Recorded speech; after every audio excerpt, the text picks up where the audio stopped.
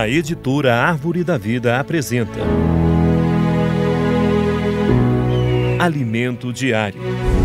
Série Palavra, Vida e Edificação, parte 2. Título do volume 6. Ressurreição, um novo dia, um novo começo. Autor Pedro Dong.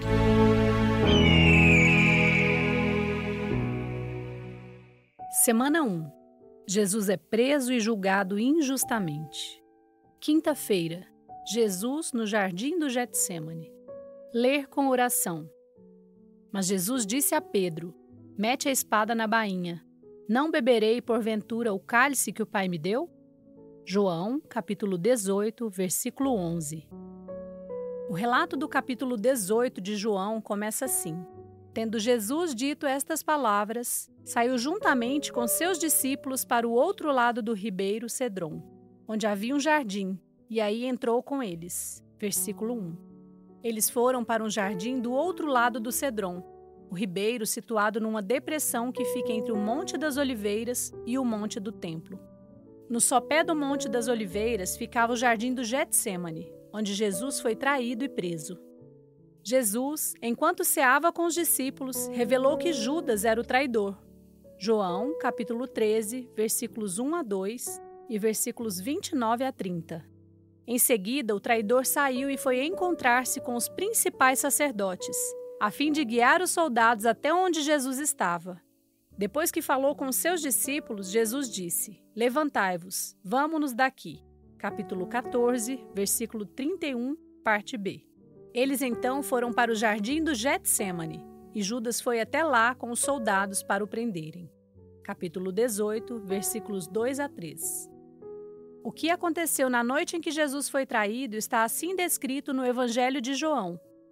Sabendo, pois, Jesus todas as coisas que sobre ele haviam de vir, adiantou-se e perguntou-lhes: a quem buscais? Responderam-lhe: a Jesus, o Nazareno. Então Jesus lhes disse: sou eu. Ora, Judas, o traidor, estava também com eles. Quando, pois, Jesus lhes disse: sou eu, recuaram e caíram por terra. Jesus de novo lhes perguntou: a quem buscais? Responderam: a Jesus, o Nazareno. Então lhes disse Jesus: já vos declarei que sou eu. Se é a mim, pois, que buscais, deixai ir estes, para se cumprir a palavra que dissera: não perdi nenhum dos que me deste. Capítulo 18, versículos 4 a 9. Onde está escrito sou eu, na verdade, Jesus proferiu o nome de Deus, eu sou, como se estivesse dizendo aos soldados: eu sou aquele que existe de eternidade a eternidade. Eu sou aquele que era, que é e que há de ser. Isso ressalta que Jesus é Deus, o eu sou, a própria existência. Os soldados então recuaram e caíram por terra, porque Jesus pronunciou o nome de Deus. Além de ficar explícita a divindade do Senhor Jesus, podemos ver também sua humanidade elevada. Mesmo sabendo que a intenção dos principais sacerdotes era prender todos os seus discípulos, o Senhor intercedeu por eles. Mesmo sofrendo a traição de Judas e a intimidação dos soldados, Jesus ainda se preocupou com seus discípulos. O Evangelho de João prossegue. Então, Simão Pedro puxou da espada que trazia e feriu o servo do sumo sacerdote, cortando-lhe a orelha direita. E o nome do servo era Malco.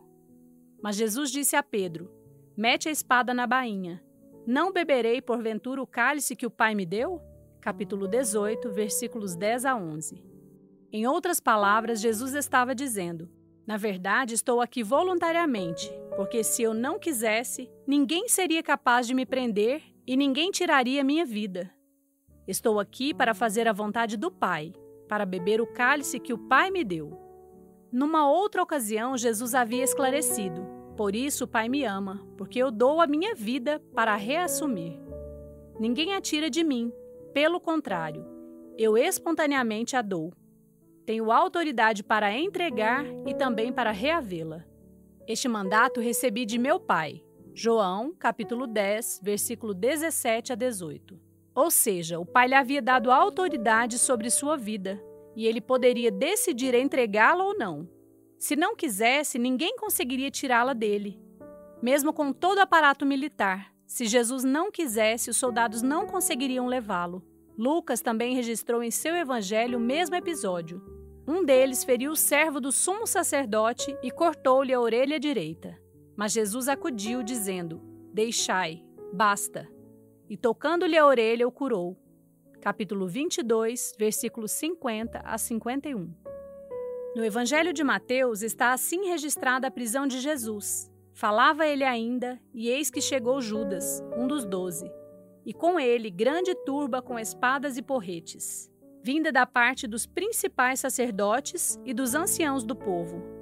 Ora, o traidor lhes tinha dado este sinal: aquele a quem eu beijar é esse, prendei-o.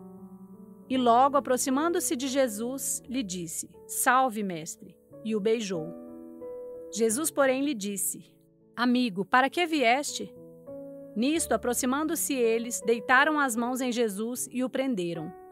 E eis que um dos que estavam com Jesus, estendendo a mão, sacou da espada e, golpeando o servo do sumo sacerdote, cortou-lhe a orelha.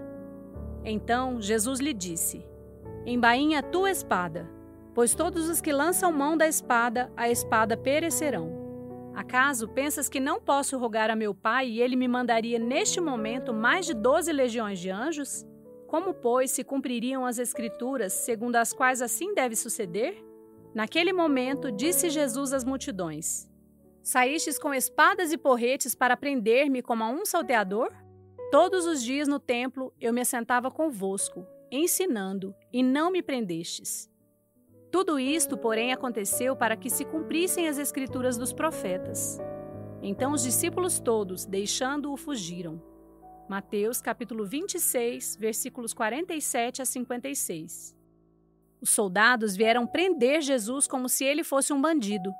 Mas Jesus lhes disse que só o levariam porque ele estava entregando-se.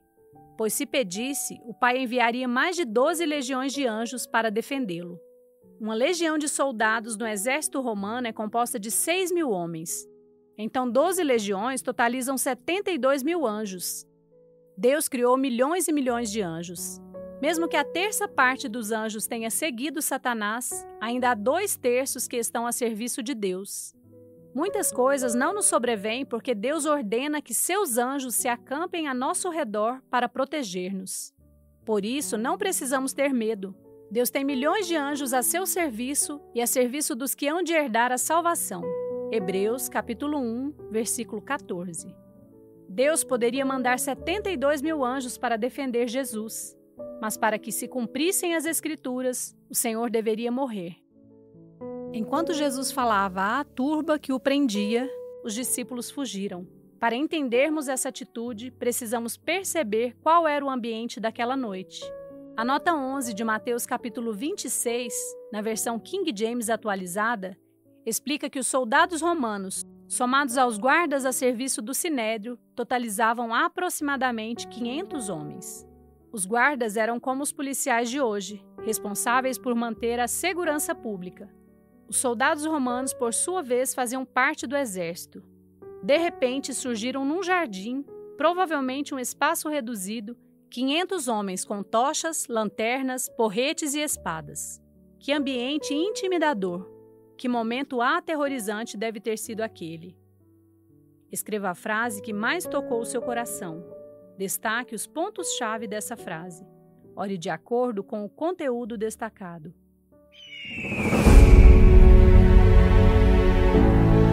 Esperamos você amanhã para mais uma leitura do Alimento Diário.